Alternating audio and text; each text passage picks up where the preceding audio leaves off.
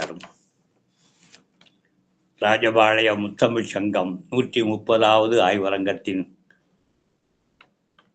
அவை தலைவர் ராஜேந்திரன் அவர்களே, அவை தலைமை உரை ஆற்றுகின்ற அன்பிற்கும் மதிப்பிற்கும் உரிய எவாஞ்சலின் ஐயா மனோகரன் அவர்களே, முனைவர் மனோகரன் ஐயா அவர்களே, நெறியாளுகை புரிகின்ற சாதனையாளர் நிறைமதி பேராசிரியர் பெருமாட்டி சரஸ்வதி அம்மையார் அவர்களே, இன்னும் ஆய்வரங்கிலே இந்த சிறப்புரையை செவிமடுக்க சிந்தைக்கினிய ஆண்டோர்கள், செவிமடுக்க வந்திருக்கிற சிந்தைக்கினிய ஆண்டோர்கள், ஆய்வாளர்கள், அன்பார்ந்த அவையோரே அனைவருக்கும் இந்த மந்தகாசமான மாலை பொழுதிலே என்னுடைய வணக்கங்களை தெரிவித்துக் கொள்ளுகிறேன். தமிழ்த்தாய் வாழ்த்தாக தெண்டலிலே ஒளி வாங்கி தேனாற்றில் உயிர் வாங்கி கந்தின் குரலினிலே அகரமனும் கால் வாங்கி நின்று செல்லும் காவிரியில் நெடிய உடல் வாங்கி அன்றிலனும் அன்னத்தின் அடி வாங்கி முற்றுணர்ந்த ஞானத்தில் கண் வாங்கி நடந்து மெல நடந்து நாணல் போல் நாணி நலம்பாடும் சங்கெடுத்து புல்லாங்குழலில் பூந்து புறப்பட்டு மெல்லியலார் செவ்விதழில் மெல்ல அரும்பு கட்டி கல்லாத மழலையர்தம் கனிவாயில் குடியிருந்து கற்றார் அவையில் பிறந்த பெரும்பொருளே, முற்றும் உனையறிந்த முத்தமிழர் சந்நிதியில் சற்றே உனையறிந்தோன் தலை சாய்த்து பாடுகிறேன். குற்றம் இருந்தால் குறித்துக்கொள், மீண்டும் இந்த குற்றம் வராமல் இந்த குழந்தைக்கு பாலூட்டு என்று தமிழ்த்தாயிடம் மன்றாடி வணக்கத்தை தெரிவித்து கேட்டுக்கொண்டு, இன்றைக்கு சிறப்புரையாக இந்த அருமையான மன்றத்தில் வாழ்வியலுக்கு வள்ளுவம் சாத்தியமே என்று உரையாற்றுகின்ற ஒரு வாய்ப்பு கிடைத்தமைக்கு மிக்க மகிழ்ச்சி அடைகிறேன். இன்றைக்கு அதிகாலை பொழுதிலே ஒரு இணையவழி ஆய்வரங்கிலே இருந்து கொண்டிருக்கின்ற பொழுது அம்மையார் அவர்களுடைய அழைப்பொலி இருந்தது. அந்த நேரம் இணையவழியிலிருந்து வெளியே வந்து கெடுக்க முடியாதபடி அது நிறைவு ஆன பிறகு அவர்களை கூப்பிட்டு கேட்டேன். அவர்கள் இன்றைய கூட்டத்திற்கு அவர்கள் இந்த அழைப்பை கொடுக்கின்ற பொழுது மனமோது ஏற்றுக்கொண்டிருந்தால் தமிழ் ஒன்றுதான். எங்கள் ஓய்வு பெற்றவர்களுக்கு, முதிர்ந்தவர்களுக்கு ஒரு பால் சத்துணவு என்ன என்றால் எனக்கு இந்த தமிழ் பால் தான் வருவதற்கு வாய்ப்பு. காலையில் ஒன்று மாலையில் ஒன்றுமா கிடைத்தால் எங்களுக்கு மீண்டும் ஒரு ஊக்கம் ஊட்டுகிற ஒரு உற்சாக பானம். ஆகவே ஆர்வமுடன் சுயநலத்துடன் ஏற்றுக்கொண்டிருந்தால் அது ஒரு நமக்கு ஒரு உற்சாகம் ஊட்டுகிற ஒரு வீட்டு கணக்கு செய்வது. இல்லைன்றால் சும்மா சாய்வு நாற்காலியிலே நாங்கள் சரீரத்தை சாய்த்து கிடந்து இருக்கின்ற முதிர்ந்தவர் என்ற ஒரு வெறும் வார்த்தையோடு இருப்போம். இப்பொழுது ஆய்வாளராக இந்த முழுவதும் பகிர்ந்து விட்டு இன்றைக்கு உங்கள் மத்தியிலே என்னுடைய உரையை வழங்குவதற்கான ஒரு வாய்ப்பை நல்கியதற்கு உள்ளபடியே நான் மகிழ்ச்சி அடைகிறேன். இந்த நல்ல ஒரு வாய்ப்பை தந்த ராஜபாளைய தமிழ்ச்சங்க நிர்வாகிகள் அனைவருக்கும் என்னுடைய அன்பார்ந்த வாழ்த்துக்களையும் ஆசிகளையும் நன்றிகளையும் தெரிவித்துக் கொள்கிறேன். ஆரம்பத்திலேயே ஐயா ஒரு சர்ச்சைக்குரிய ஒரு தலைப்பை சொல்றாங்க, அது எப்படி சாத்தியம் என்றார்கள். உண்மைதான். ஏனென்றால் இப்போ கடவுள் இருக்கிறாரா என்று கேட்டால், கடவுள் இருக்கிறார் என்று ஒரு சொற்பொழிவு ஆற்ற போலும் என்றால் அங்கே ஆஸ்திகவாதிகள் மட்டும்தான் வருவார்கள். ஆகவேதான் இதை சாத்தியமா என்று கேள்வியோடு துவக்குவோமா என்று யோசித்தோம். ஆனால் அம்மையார் அவர்கள் அருமையான ஒரு நேர்மறை சிந்தனையாளர்கள். சாத்தியமே என்றே இருக்கட்டும் என்றாலும் உண்மை அவருடைய அந்த எண்ணத்தை பாராட்டினேன். அவருடைய மன உறுதியை நான் பாராட்டினேன். ஏனென்றால் இது சாத்தியமா என்ற கேள்வியோடு இருந்தால் ரெண்டு தரப்புமே இருக்கக்கூடியதாக இருக்கும். அதற்கு எதிர்மறை சிந்தனையாளர்களையும் வரக்கூடிய அளவிலேயே இருக்கும். அது என்னதான் சொல்கிறார் கேட்போமே என்று. இங்கே வந்த பிறகுதான் அவர்களுக்கு அந்த என்ன கருத்துக்கு வருகிறோம் என்பது வரும். இருந்தாலும் அவருடைய நேர்மறை சிந்தனையிலே நாமும் அதுக்கு சரியாகத்தான் வேண்டும். என்றால் சாத்தியமே என்பது கொள்கை, இது நமக்கு நடைமுறை சித்தாந்தத்திலே தான் அதுக்கு என்ன என்பதை நாம் பார்க்க வேண்டும். ஆனால் அது சாத்தியமாக்க வேண்டும். சாத்தியத்தில் என்ன தடை இருக்கிறது, என்ன சிக்கல்கள் இருக்கிறது, அதை நீக்குவதற்கு நாம் அதை என்ன ஊழையும் உப்பக்கம் காண்பர் என்று நாம் வள்ளுவர் நமக்கு சொல்லி தந்திருக்கிறார். எண்ணிய எண்ணியாங்கு எழுதுபவர் என்று சொல்லி தந்திருக்கிறார். ஆகவே நினைத்தபடி எப்படியாவது நம்மால் உருவாக்கி கொள்ள முடியும். எந்த ஒரு விதியானாலும் விதியை நம்முடைய வேர்வையால் மாற்றிக்கொள்ள முடியும் என்ற ஒரு நம்பிக்கை நமக்கு ஊட்டுகிறார். ஆகவே அந்த வினை சிற்பம், வினை தூய்மை, எல்லாம் நமக்கு இருக்கின்ற பொழுது அவையெல்லாம் செய்ய முடியும் என்ற ஒரு நம்பிக்கை இருக்கின்ற பொழுது தூங்காமை, கல்வி, துணிவுடைமை இம்மூன்றும் நீங்கா நிலைநாள்பவருக்கு என்று இருக்கிறதே, நிச்சயமாக அவைகளை சாத்தியமாக்க முடியும் என்று சோர்வடையலாகாது. எந்த சில சூழ்நிலைகளிலே சில விதிவிலக்குகள் இருக்கலாம்.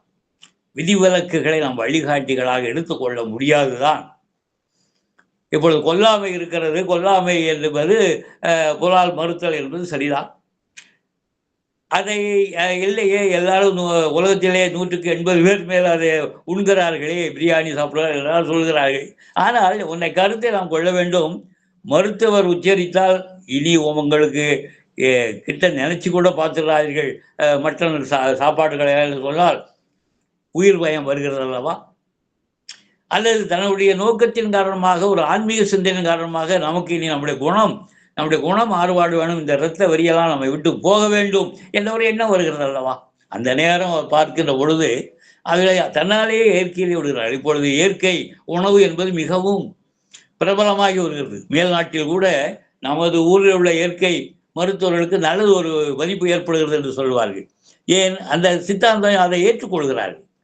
ஆகவே கொல்லாமை என்பது வருகிறது. ஏனென்றால் வேண்டுமானால் எஸ்கிமோக்கள் இருக்கிற பகுதியிலே சீல் வால்ரஸ் மட்டும்தான் உணவு என்று சொல்லுகிறார்கள். ஆனால் உண்மை எப்படியோ தெரியாது.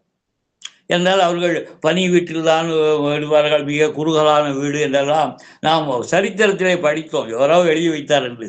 ஆனால் நம்முடைய இதயம் பேசுகிற மனிதன் அவர்களாம் போன பிறகு நல்ல அழகான கண்ணாடி வீட்டுகளிலே வசிக்கிறார்கள் என்று சொன்னார்கள்.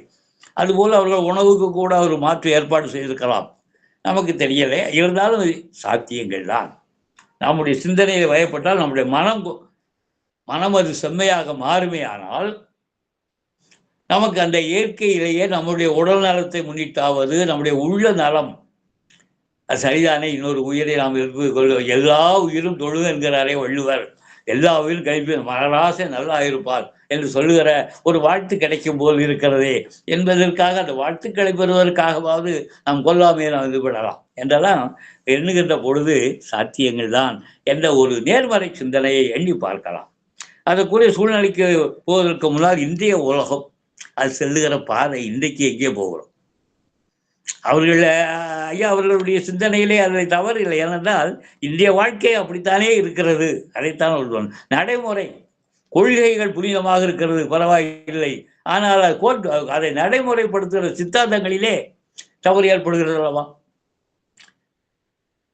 குரலை போதிக்கிறவன் கூட்டத்திற்கு போகின்ற பொழுது சொல்லிவிட்டு போகிறான், பெண்ணே நான் இன்றைக்கு கொல்லாமை பற்றி பேச போகிறேன், மதிய உணவுக்கு குடல் குழம்பும் கொத்துக்கறியும் ஆக்கிவை என்று சொன்னால் அது என்ன ஒரு பெருமை இருக்க முடியும்? அவர் எப்படி ஆசானாக இருக்க முடியும்? அவர் அந்த சிந்தனையை வைத்துத்தான் ஐயா அவர்கள் சொல்கிறார்கள். வாழ்க்கையிலேயே நடைமுறைப்படுத்துவதிலே நிற்கணும். அதுதான் வலம்புரிஜான் வார்த்தை சித்தர் சொல்லுவார், கவிதை எழுதுகிறவனை நீ வாசிக்கிறவனை தொடாவிட்டாலும் பரவாயில்லை, உன்னையாவது திருத்துகிறதா? நீ எழுதிய கவிதை உன் மனதை தொற்றிருக்கிறதா? நீ அதன்படி திருத்தி வாழ்கிறாயா? அப்படியானால் அந்த கவிதையிலே நீ எழுதுகிறதே ஒரு அர்த்தம் இருக்கிறது, ஒரு தரம் இருக்கிறது, ஒரு தகுதி இருக்கிறது, ஒரு உரிமை இருக்கிறது. மற்றபடி நீ கவிஞர் என்று சொல்லிக் கொள்வதே அர்த்தமே இல்லை என்பார். அதுபோல நாம் குரலை பற்றி சொல்லுகிற பொழுது நாம் சொல்லுகிறோம், போதிக்கிறோம், உபதேசிக்கிறோம். ஆனாலும் கூட அதை தன்னுடைய வாழ்வியலிலே கொண்டு வந்து நான் என்னுடைய மட்டத்தில், if you are good the world is good என்பார். நீ நன்றாக இரு, உலகம் நன்றாக இருக்கும். நான் நன்றாக இருப்பேன், நான் மட்டும் நல்லா இருப்பேன், உலகம் எப்படி இருந்து விட்டு போகிறது என்று ஒவ்வொருவரும் நினைச்சுட்டால் எல்லாருமே நன்றாக தான் இருக்க போகிறோம். நான் குரல் வெளி நடப்பேன், மற்றவர்களை பற்றி இல்லை. அவர் குடல் குருமாயிரம் சாப்பிட்டு விட்டு போகிறார், நான் எனக்கு இந்த சைவ உணவு தான், இந்த மரக்கறி தான் என்று அவர் நினைக்கிறார் என்றால் அவரை பொறுத்தவரை நிறைய பேர் அப்படியே கொள்ளாமையிலே அவர்கள் இருப்பார்கள். அந்த சித்தாந்தம் நம்முடைய சமூக சிந்தனைகளுக்கு, ஆன்மீக அருள்நெறி சிந்தனைகளுக்கு, அருளாளர்களாக நாம் மாற வேண்டும் என்று எண்ணுகிற பொழுது ஒரு முதுமையிலாவது அந்த எண்ணங்கள் வரலாம். அல்லது நமக்கு முதுமையே இயற்கையிலே வரும். இப்போ நம்மளை பொறுத்தவரை வயோதிகளுக்கு என்ன வரும்? இந்த பல்லிலே வலிமை இருக்காது. அதில் கடினமான பொருட்களை சாப்பிடுவதற்கு யாரெல்லாம் இப்போ என்னுடைய உணவை கூட நன்றாக நசுக்கி அதை அந்த லிக்விட் சொல்வார்களே அந்த திரவ வடிவத்துக்கு கொண்டு வந்து சாப்பிடுவதுதான் திருப்தியாக இருக்கும். அதுதான் நமக்கு செரிமானம் ஆகும் என்கிற முறையிலே நான் சொல்வேன். ஆகவே அதை அப்படி வருகின்ற பொழுது இதெல்லாம் நினைச்சே பார்க்க முடியாது. ஜட உணவு, இந்த மாமிச உணவெல்லாம் நினைத்து பார்க்கவே முடியாது. அந்த சிந்தனையை வருகிற பொழுது அவருடைய மனக்கட்டுப்பாடு மட்டுமல்ல, நம்மளை ஒரு ஆஹா இவர் வெஜ்ஜுன்னா அதுக்கு ஒரு மரியாதையும் கிடைக்குது. அவர் மற்றவர்களால் கட்டுப்படுத்த முடியாத ஒரு சுபாவத்திலே இவர் தன்னை கட்டுப்படுத்திக் கொள்கிறாரே என்பதுதான் அவர் பெரிய அறிவாளி, அவர் பெரிய சமரசவாதி, அவர் நல்ல ஆன்மீக சிந்தனை, அருள் நிறை சிந்தனை உடையவர், அருள் செல்வர் என்று நமக்கு பெயர் கூட தந்து விடுவார்கள். ஆகவே அதற்காக அல்ல, நம்முடைய மன நிறைவுக்காக, ஒரு ஆத்ம திருப்திக்காக நாம் மாறுவதற்கு சாத்தியங்கள் இருக்கிறது என்பதற்காக சொல்ல வந்தேன். இப்பொழுது இப்ப என்ன சூழ்நிலை, நாடு எங்கே செல்கிறது? ஒரு வித்தியாசமான சூழ்நிலையில் தான் நாம் செல்கிறோம் இல்லையா? இந்த உலகம் இன்னைக்கு என்ன சூழ்நிலையிலே வருகிறது என்றால், நாம் பார்த்தால் முதலிலே ஆசை நிறைந்த ஒரு உலகமாக இருக்கிறது. பணத்தின் ஆசை, இந்த மூவாசைகள் இருக்கிறதா அந்த உலகம் அங்கே அதை நோக்கி ஓடுகிறது. எப்படி சம்பாதிப்பது, எப்படியாவது சம்பாதிப்பது என்ற எண்ணம் வந்தது. அறம் சார்ந்த ஒரு சிந்தனை இருந்திருந்தால் நன்றாக இருக்கும். ஆனால் இந்த உலகம் அப்படி அல்ல. அவ்வாறு அந்த சிந்தனையிலே எப்படியாவது சம்பாதிக்க வேண்டும் என்று வரும்போது அறம் சார்ந்த சிந்தனைகள் இப்பொழுது இல்லை. ஆகவே ஒரு முதலிலே எடுப்பிலே நமக்கு ஐயன் திருவள்ளுவர் சொல்வது, அறம் வாழ்வினுடைய ஒவ்வொரு வாழ்வியலிலும் அது பின்னணியிலே இருக்க வேண்டும். எந்த நேரமும் அது சிந்தையிலே இருக்க அறம். இது அறம், சொல்வதிலே கூட அறம் இருக்கிறது. மற்றவர்களை காயப்படுத்தி விடக்கூடாது. காயப்படுத்தாமல் இன்சொல் பேசுவது ஒன்றுதான் அறம் என்கிறார். மனதுக்கண் மாசில்லாதது அறம் என்று சொல்கிறார். ஆகவே இந்த அறம் சார்ந்த சிந்தனைகள் தான் நம்முடைய வாழ்க்கையிலே இருக்க வேண்டும். அது இருக்கிறதா? ஆகவே இங்கே பணத்தை சம்பாதிக்கிற பொழுது எந்த வழியிலும் எப்படியாவது கிடைத்தால் போதும் என்கிற முறையிலே எங்கே பணத்தை தேடி ஓடுகிறார். அது ஓடுகின்ற பொழுதுதான் அவர்களுக்கு அறம் சார் அவங்கள மனதிலேயும் நிம்மதி இல்லை. எந்த நேரம் எங்கே கதவை தட்டுகிறானோ. நாங்கள் ஆலையிலே வேலை பார்க்கின்ற பொழுது ப்ராட்மெண்ட் பணத்தை நம்ம எங்களுடைய நிர்வாகம் கட்டவில்லை. அப்படி சொன்னார்கள், ஐயா நம்மளை கைது பண்ணதற்கு கூட அவர்களுக்கு வாய்ப்பு இருக்கிறது. நிர்வாகி தொழிலாளி இடத்தில் பிடித்த அந்த ப்ராட்மெண்ட் பணத்தை கட்டவில்லை என்றால் கைது செய்யலாம் என்று கூட சட்டத்தில் இருக்கிறது என்று யாரோ அந்த நிர்வாகிகள், அரசாங்க அதிகாரி அவரிடத்துல போட்டு கொடுத்து விட்டார்கள். அவர் ஒரு அப்பாவி நிர்வாகி தான். அவர் பயந்து போயிருக்கிறார். பணம் கட்டுவதற்கு வசதியில் அதையே போட்டு வேற எங்கேயாவது போட்டு புரட்டி விட்டார்கள். ப்ராப்ளம் பிடித்த பணத்தையும் சம்பள தொகையை இப்போது கட்டாமல் வந்து விட்டால. வாட்ச்மேன் இந்த டைம் கீப்பரை இந்த இத்தனை மணிக்கு பஞ்சு, ஒவ்வொரு மணிக்கும் அந்த மாலை நேரத்தில் பஞ்சு செய்வார்கள் அல்லவா, அந்த டைமுக்காக அவர் அந்த கனரகமான அந்த பூட்ஸ் அந்த அணியோடு காலடியோடு அவர் சரக்கென்று நடந்து வருகிறார். இவர் உள்ளே இருந்து சரக்கென்று சத்தம் கேட்டால் யாரோ போலீஸ் வருகிறார்களோ என்று என்னை கைது செய்து விடுவார்களோ என்றெல்லாம் பயப்படுகிற ஒரு பேரமை இருந்த காலம் இருந்தது. ஒன்று எதற்காக இதெல்லாம் சொல்கிறேன் என்றால், அந்த பயம் இன்றைக்கும் ஏராளமானவர் குறுக்க வழியிலே சம்பாதித்து விட்டார்கள். ஆனால் அதை பாதுகாப்பது எப்படி, பத்திரப்படுத்துவது எப்படி, அதற்கு எப்படி கணக்கு சொல்வது, திடீரென்று யாரும் எந்த நேரம் கதவை தட்டிவிடக்கூடாது, அது எந்த இடத்துல பறிக்க வைப்பது, அந்த இடத்துலையும் போய் அங்கே இதெல்லாம் சிந்தனை. ஆனால் பணமே இல்லாதவன் கையிலே காசற்றவன் நெஞ்சிலே மாசற்றவனாக வீதியிலே படுத்திருப்பார். கைமடக்கி படுத்த உடனே அருமையான ஒரு இன்ப கனவோடு தூக்கம் வந்து விடுகிறது.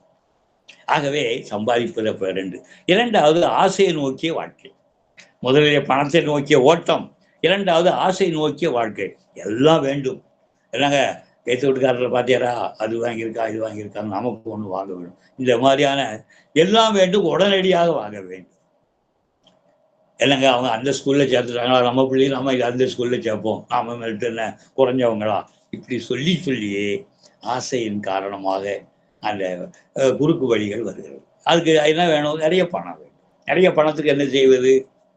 இந்த இடத்துல கையெழுத்து கொடுக்க இவ்வளோ ரூபா தந்து வாங்கிடலாம் அப்படின்னு சேவகரே சொல்லுவார். ஐயா அவன் காத்து எடுக்க, ஐயா உங்ககிட்ட கையெழுத்து ஒரு கையெழுத்து போட்டேன்னா நமக்கு இப்படி வாங்கிடலாம், கைட்டு உடனே பைசா வாங்கிடலாம் அப்படின்னு. இவருக்கு அது முதல்ல தவறு. அது அறம் சார்ந்த சிந்தனைகளை அதை இதெல்லாம் ஒட்டாரு உறக்காதிக்கிட்டு இருப்பார். ஆனால் வேறு வழி இல்லாமல் இந்த ஆசை வருகின்ற பொழுது அவர் விழுந்து விடக்கூடிய சூழல் ஏற்படும். மூணாவது, ஒழுக்கமில்லாத சுதந்திரம். இன்றைக்கு நாம் எங்கே செல்கிறோம் என்பதற்காக சொல்கிறேன். ஒழுக்கமில்லாத சுதந்திரம். எனக்கு பிடிச்சதுதான் சரி என்று நினைக்கிற ஒரு மனநிலை. ஆகவே அழுக்காறு, அவா, வெகுளி, இன்னாச்சொல், இழுக்கா ஏண்டது அறம் என்ற வள்ளுவன் சொன்னது போல அழுக்காறு இருக்கிறது ஒவ்வொருடைய வாழ்க்கையிலும். அவா, பேராசை இருக்கிறது. அது பொறாமை, மற்றவர்கள் மீது அவன் இவ்வளவு சம்பாதித்து விட்டானே, அவன் இந்த கார் வாங்கி விட்டானே, எனக்கு அந்த கார் 2 லட்சம் குறைவான காரெல்லாம் நான் வாங்கி விட்டேன் என்றெல்லாம் இருக்கிற ஒரு பொறாமை உணர்வு. அடுத்தது இன்னாச்சொல். இதன் காரணமாக ஏற்படுகிற கோபத்தின் காரணமாக ஏற்படுகிற காயப்படுத்துகிற சொற்கள், இருதயத்தை வேக வைக்கிற சொற்களை நாம் சொல்லிவிடுவோம் என்றெல்லாம் பார்க்கிற பொழுது இந்த வாழ்வியல் நெறிக்கு இந்த வள்ளுவம் என்ன சொல்கிறது? ஐயா அவர்கள் சொன்னது இதுதான். இந்த சூழலையெல்லாம் பார்க்கிற பொழுது இதை நீங்கள் எப்படி திருத்த போகிறீர்கள்?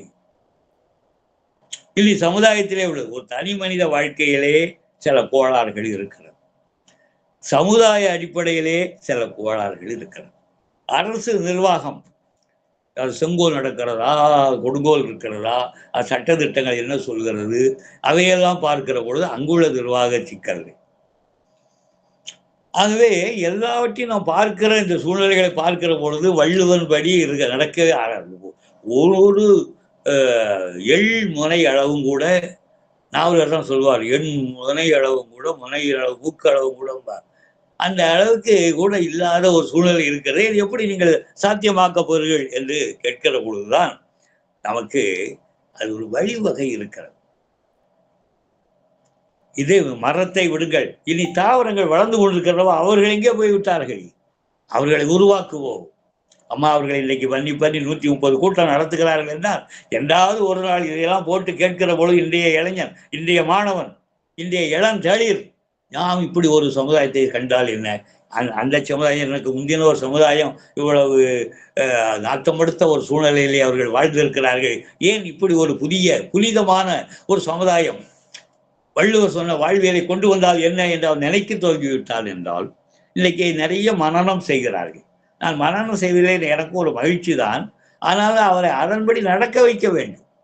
அவர் நாளைக்கு ஒரு அதிகாரியாக வருகின்ற பொழுது யாராவது ஒரு அன்பளிப்பு லஞ்சத்தை கொடுக்கின்ற போது அது எம்மனோருக்கு பீடன்று, இடத்த காலி செய், உனக்கு நியாயமான உதாக இருந்தால் உனக்கு அது வரும் ஓ என்று அனுப்பி வைக்கக்கூடிய அளவுக்கு அவர் சிந்தனை இருக்குமா? அப்படியானால் குரல் வெற்றி பெற்று விட்டது. வாழ்வியலிலே அது சாத்தியமாகிறது. அந்த அளவுக்கு அவரை உருவாக்க வேண்டும். இளந்தளிர்கள் இப்பொழுதே போதிக்கிற ஆசான்களுக்கு அந்த சிந்தனை வேண்டும். குரலாசிரியர்களாக பெற்றோர்களே மாற வேண்டும். அவ்வளவு பேரும் வாட்ஸ்அப்பை பார்த்து நேரத்தை கடத்தி கொண்டே இருக்கிறோம். சாப்பிடுகின்ற பொழுது யாராவது உரையாடல் இருக்கிறதா? நாங்களாம் முன்னால் நிறைய சலசல என்று சாப்பிடுவோம். கூட்டாக இருக்கின்ற பொழுது பிள்ளைகள், அப்பா, அம்மா எல்லாரும் சொல்லுவோம். எங்க அம்மா சத்தம் போடுவாங்கடே, பேசும்போது சாப்பிடாம பேசுங்கடா அப்படிம்பாங்க. அதை கட்டுப்படுத்துகிற அளவுக்கு அந்த காலம் இருந்தது. இப்பொழுது மிகுந்த ஆழ்ந்த மௌனம். 50 பேர் இருந்தாலும் அவ்வளவு பேரும் அந்த போன இடத்து கழித்து நோண்டிக்கிட்டே தான் பார்த்துட்டு இருக்கிறான். ஒருவருக்கு ஒரு உரையாடல் இல்லை, கம்யூனிகேஷன் கேப். ஒரு மனதில் இருக்கிற புகைச்சல் குமைச்சல் எல்லாம் மனதுக்குள்ளேயே போட்டு புதைக்கிறானே தவிர பகிர்ந்து கொள்ளவில்லை. இது ஒரு சமுதாயத்தில் குடும்ப சிக்கல்கள் ஏற்படுவதற்கு ஒரு காரணம், சமுதாய சிக்கல் ஏற்படுவதற்கு ஒரு காரணம். எல்லாருக்கும் ஒருவருக்கு ஒருவர் பேச்சு தொடர்பு அறவே இல்லை. பேசுகின்ற சூழ்நிலைகளை அவர்கள் உருவாக்கவில்லை. அதுக்கு பதிலாக இந்த 2 படத்தை பார்த்துடலாமேன்னு அவன் இதுதான் பார்க்கலாம். வாட்ஸ்அப் என்று சொல்கிறது என்று கொண்டே புரிந்து கொள்ளுங்கள். கூகுள் உங்களுக்கு வழி சொல்லலாம், ஆனால் வள்ளுவம் இருக்கிறதே அது உங்களுக்கு கையை பிடிச்சி எங்கேயா போனோம். ஒரு கணவன் மனைவி போல பெற்றோர்கள் கல்யாணத்தை பண்ணி வச்சிருவாங்க. அதுக்கு பிறகு ஜெகச்சிட்டு இருப்பான், என்னச்சியா கல்யாணம்ட்டு. அப்போதான் அந்த பெண்ணு ஆயா எங்கேயா போனோம், மதுரைக்கு போகணுமா, வா போவோம் அப்படின்னு கையை பிடிச்சி கூட்டிட்டு போவது மனைவி. அதுபோல இங்க வள்ளுவம் கூகுள் ஆலோசனை வேணாம் உனக்கு சொல்லலாம், ஒன்றா இருக்கலாம், எல்லாம் இருக்கலாம், அது சொல்வதோடு நிறுத்தி கொள்ளும். ஆனால் உன்னை வாழ்க்கையிலே உன் கரம் பிடித்து உன்னை அழைத்து கொண்டு நீ சேர வேண்டிய வெற்றி இடத்திற்கு சேருவதற்கு வள்ளுவம் தான் பயன்படும். அது சாத்தியம், அது ஒன்றுதான். அதனால் தான் சாத்தியம். அறம் சார்ந்த சிந்தனை. எனக்கு இந்த பணம் கிடைக்காம போச்சே, நிறைய பேர் ஐயோ எனக்கு எல்லாருக்கும் கிடைச்சிருக்கான், அவனுக்கு 1000 அவன் கொடுத்துருக்கான், இவன் ஒரு 5000 கொடுத்துருக்கான், எல்லாரும் பணப்பழக்கத்தோடு அலைகிறான், எனக்கு ஒரு பேரும் வரவில்லையே என்றெல்லாம் அது ஒரு பக்கம் இருக்கிறது. ஆனால் பரவாயில்லை, அது அல்ல நமக்கு உள்ள ஊதியம். நமக்கென்று நாம் உழைத்தோம், நமக்கென்று கிடைத்தது, நமக்கென்று இறைவன் தருவது எதுவோ அதை மகிழ்ச்சியோடு நாம் வைத்து அதிலே அதை பெருக்கிக் கொள்ள வேண்டும். வீணான செலவுகள் ஏற்படாதபடி அறம் சாராத வரவுகள் எதுவாக இருந்தாலும் அதை பற்றி கவலை வேண்டாம். வரவில்லையே கவலை வேண்டாம், நல்ல வேளை வரவில்லை, ஆகவே இறைவன் நம்மை நேசிக்கிறார் என்று கூட நம்ம நினைத்துக் கொள்ளலாம். நமக்கு ஒரு பிற்காலத்தில் எந்த ஒரு தண்டனை இல்லாதபடி நியாயத்திற்கு நாளிலே நாம் தப்பித்துக் கொள்ளலாம் போல் இருக்கிறதே என்று கூட நாம் நினைத்துக் கொள்ளலாம். இன்றைக்கு கிடைக்கவில்லை என்று அங்கலாய்க்கலாம் வேண்டாம் என்றெல்லாம் பார்க்கிறோம். ஆகவே இந்த சூழ்நிலையிலே இந்த பணம் நோக்கிய ஓட்டம், ஆசை நோக்கிய வாழ்க்கை, ஒழுக்கம் இல்லாத சுதந்திரம் இல்லையா, அது நம்ம வாழ்வியல் நெருக்கி வள்ளுவம் என்ன சொல்றது? அறம் பொருள் இன்பம். இந்த அறம்பொருள் எப்படி இருக்க வேண்டும்? அறத்தினிங்கு ஆக்கம் இல்லை, அறம் இல்லாமல் ஆக்கங்கள் இல்லை. அறம் சார்ந்த ஒரு எண்ணங்கள், அறம் சார்ந்த நம்முடைய உழைப்பு, அறம் சார்ந்த சிந்தனைகள், அறம் சார்ந்த செயல்கள், அதிலேயே நாம் எந்த நேரம் it is an attitude in mind என்று சொல்வார்கள். சிந்தனையிலேயே அவைகளை அதை செயல்படுத்திக் கொள்ளுதல் வேண்டும் என்று நாம் பார்க்கிறோம். அதற்கு அடுத்தபடியாக பொருள், பொருளும் அப்படித்தான். நமக்கு சம்பாதிப்பதற்கு எத்தனையோ வழி இருக்கிறது நேர்முறையில். அங்கே ஒருவர் மேல்நாட்டிலே நான் தொழிலாளர் கல்வி ஆசிரியராக இருக்கும்போது சொல்லுவேன், எப்பா எந்த நேரம் இங்கே உங்கள் இடத்துல ஒரு இடத்துல மேனேஜராக இருப்பான், இன்னொரு இடத்துல சாயங்காலத்துக்கு மேலே ஃப்ரீயாக இருக்கானா, இன்னும் நேரம் இருக்கா, இன்னொரு ஹோட்டலில் போய் சாலை நான் வேணா அங்கே டேபிள் கிளீனராக இருக்கட்டா, எனக்கு ஒரு டாலர் தர முடியுமா அப்படின்னா அங்கே போயிருப்பான். இன்னொரு இடத்துல போய் இன்னொரு பில் கலர் போடுறேன் நான் வேணா போடுறேன். ஆகவே அலுவலகம் ஒரு இடத்துல இருந்தாலும் கூட மிச்சம் இருக்கிற நேரத்தில், ஏன்னா அங்கே 4 மணி நேரத்துக்கு டபுள் சம்பளம், ஒரு நாள் சம்பளம் கிடைக்கும். அவனுக்கு அந்த கிடைக்கிற டாலர்லாம் அப்படியே சேவிங்ஸில் சேர்த்து அவனும் ஒரு காருக்கு சொந்தக்காரனாக வரும். சொல்லுவார்கள், வீட்டிலே இருக்கிற ஓனருக்கு ஒரு கார் வந்தால் வேலைக்காரி ஒரு காரிலே வருவாராம். அதை ஒரு கேலியாக நடைமுறையிலேயே அப்படி அவர்களும் சம்பாதித்துக் கொள்ள முடியும் என்றால் அவர்கள் சம்பாதிக்க ஒவ்வொரு இடத்திலும் அவர்கள் டாலராக வாங்கி சேகரித்து அவர்களுக்கும் அந்த வாகன வசதிகளை வாங்குவதற்கு ஏற்படுகிறது இருக்கிறார். அந்த அறம் சார்ந்த சம்பாத்தியம். அடுத்தது குடும்ப சிக்கல், குடும்பத்திலே வருகிற இன்பம்.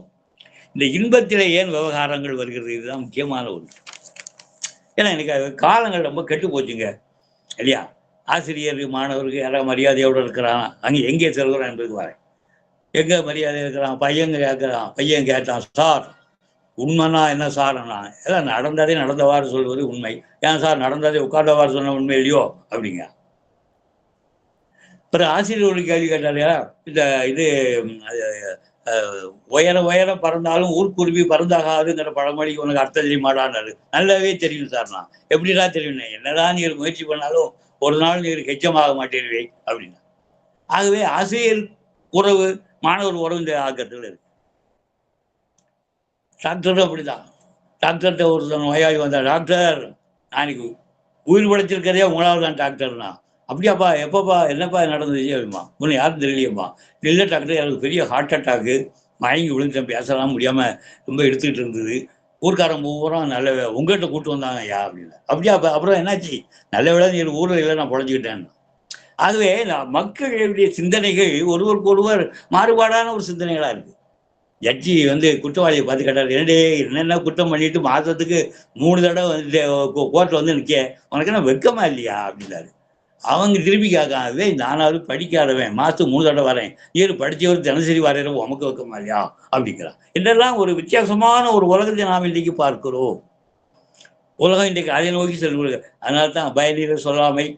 ஏன் இதெல்லாம் இப்படியெல்லாம் நடக்கிறது என்றால் ஒழுக்கமுடைமை இல்லை, ஒப்புரவு குணம் இல்லை, அதுக்கு பதிலாக தப்பான செயல்கள் தான் நடைகிறது. அன்புடைமை இல்லை, அருளுடைமை இல்லை, வஞ்சனையும் சூதும் தான் அதிகமாக நடக்கிறது. நடுநிலைமை இல்லை, சான்றாண்மை இல்லை. இன்னைக்கு அவ்வளவு ஒரு சார்பில் தான் இருக்கிறான். நம்ம ஜாதி, நம்ம மதம், நம்ம எண்ணம், நமக்கு ஊர்க்காரன், இந்த மாதிரியான ஒரு சார்பு இருக்கே தவிர நியாயங்கள் அங்கே கவனத்தில் எடுத்துக்கொள்ளப்படுவதில்லை. இறக்கம் ஈகை கிடையாது, ஈர்ங்கை விதிரார் அந்த சுவாபம் இருக்கு. இறக்கமும் யாருக்கும் ஈகை செய்யணுமேங்கிற எண்ணம் இல்லை. திருமண விருந்துகளில் பார்த்தா சார்பில் அப்படியே போகும். அதை எடுத்த ஏதாவது பக்கம் விஷத்தையாவது எடுத்துக்கிட்டு எங்க ஒரு வாயிலா பிராணி தெருவில் இருக்கு, அதை கொடுத்துட்டு போகலாம் இல்லையா? அதுக்கும் இறைவன் தானே கல்லினில் தேரைக்கும் கருப்பை உயிர்க்கும் புல்லுணவை கொண்டே போற்றும் தயாளன்னு படிக்கிறோம் இல்லையா? அவர் தானே கொடுக்கணும் அவருக்கு சாப்பாடு. அந்த வாயிலா ஜீவராசிக்கு அவர் சாப்பிட நீ கொடுக்கலாம் இல்லையா? ஏன் வீணாக்கி அங்கே வச்சுட்டு போற? கண்ணோட்டம் கடுகளவும் இல்லை, கயமைத்தனம் இங்கே ஆட்சி செய்கிறது. ஆட்சிய கயமைத்தனம் இங்கே ஒவ்வொருடைய மனதிலும் ஆண்டு கொண்டு அவனை பாடாப்படுத்துகிறது. இல்லறம், அதான் இல்லறதுலாம் ரொம்ப விவகாரம். ஏன்னா குடும்ப சிக்கலம் வள்ளுவத்துல, ஏன்னா குடும்பம் சரியில்லைன்னா எல்லாமே சரிதான். ஆடவர்களுக்கு அந்த பொறுப்பு இருக்கு. அவர்கள் அந்த பொறுப்பை பயிலா என்ன பொறுப்பு அவங்களுக்கு? அவங்க ஆண் ஆதிக்கத்தை இல்லாதபடி பெண்களுக்கு சமத்துவ உணர்வு கொடுக்க வேண்டும். அது மாத்திரமல்ல, அந்த வள்ளுவர் அதை திரும்ப திரும்ப சொல்கிறார். தாம் வீழ்வார் மென்தோல் துயில் இனிது, வீழும் இருவருக்கு இனிதே வழியிட கோலம்படா முயக்கு இன்பம் கூடி முயங்க பெறின் என்று கடைசியில் முடிக்கும் போது அப்படிதான் முடிக்கிறார்.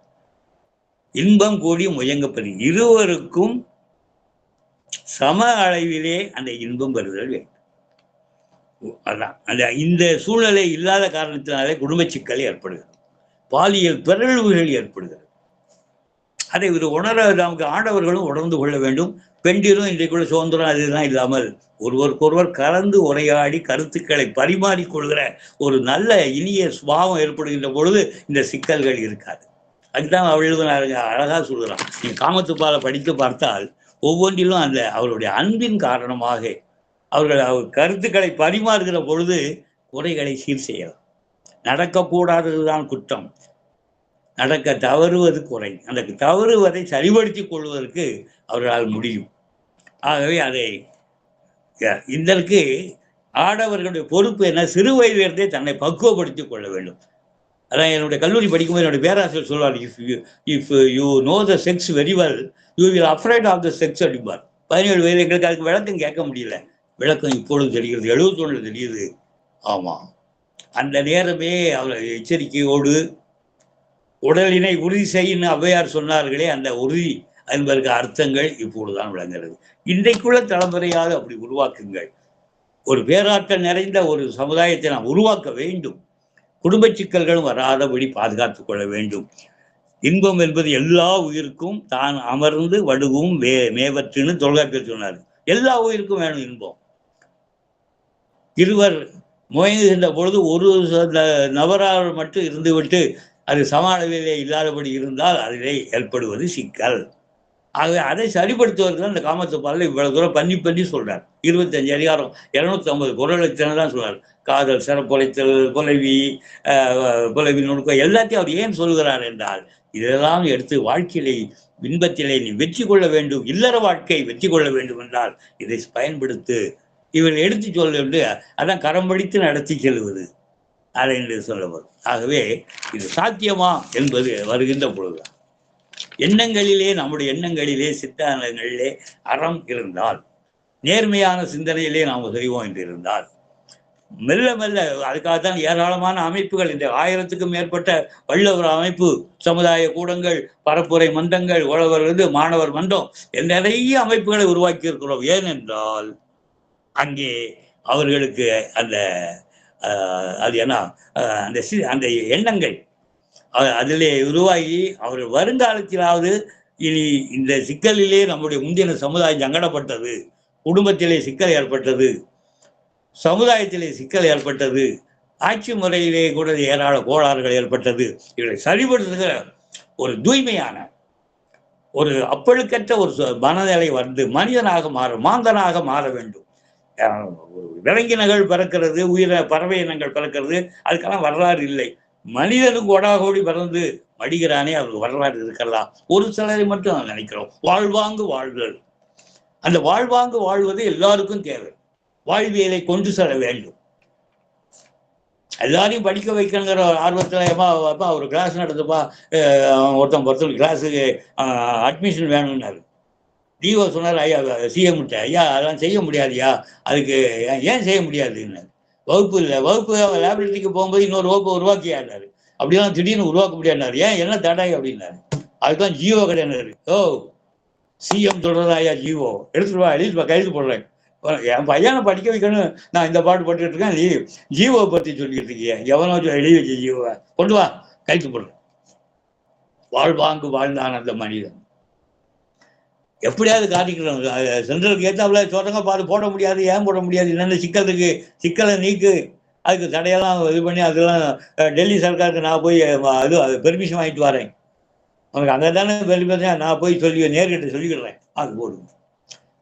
நெய்வேலியில பெரிய பெரிய கனரக எந்திரங்கள்லாம் கொண்டு போக முடியாது, பாலம் உடஞ்சி போகும். பாலம் தான் வலிமையா கட்டியா கனரக எந்திரம் வரும். நான் கஷ்டப்பட்டு ரஷ்யாக்காரன் அனுமதி வாங்கிட்டு வந்திருக்கேன். அதை நேரிட்டு சொல்லிங்க, நமக்கு கேட்டு வந்து வாங்கிட்டு வந்திருக்கேன், நீ முடியாதுங்கிற நடத்து.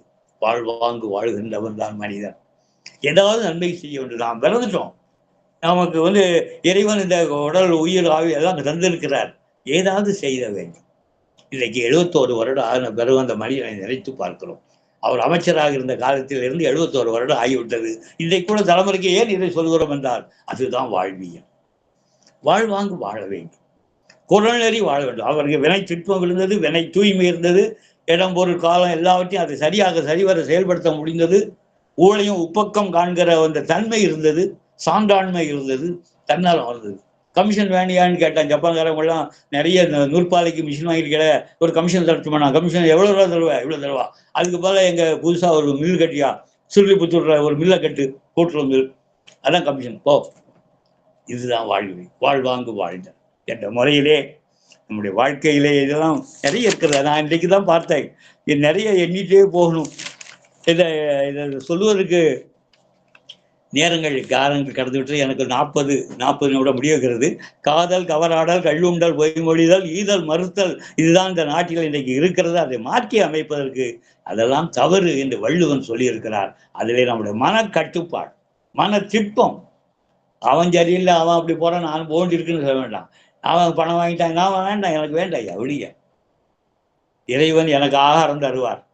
ஏதாவது ஒரு ரெண்டு கவளங்க உணவு அதை தடவ மாட்டாரா? இதுக்கு அவன் தரலையே, இவன் தரலையேன்னு வேதனைப்பட்டுக்கிட்டு வேண்டாம் போ என்றெல்லாம் இருக்கிற ஒரு இது. ஆகவே ஆடவர்கள் மனது ஆளுகை செய்கிறது.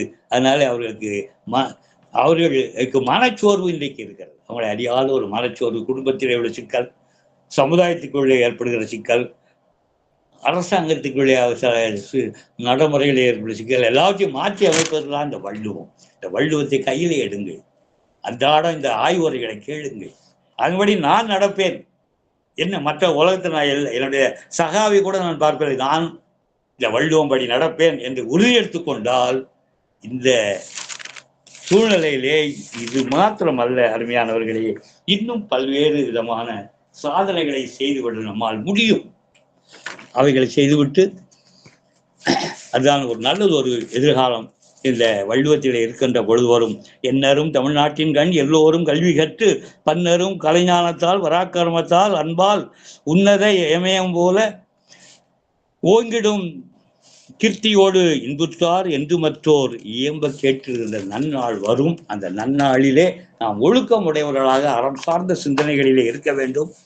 ஏழ்மையிலே நேர்மை வேண்டும், கோபத்திலே பொறுமை வேண்டும், தோல்வியிலும் விடாமுயற்சி வேண்டும், துன்பத்திலும் துணிவு வேண்டும், செல்வத்திலும் எளிமை வேண்டும், வறுமையிலும் வாரி வழங்குதல் வேண்டும், பதவியிலும் பணிவாக இருந்திடுதல் வேண்டும்.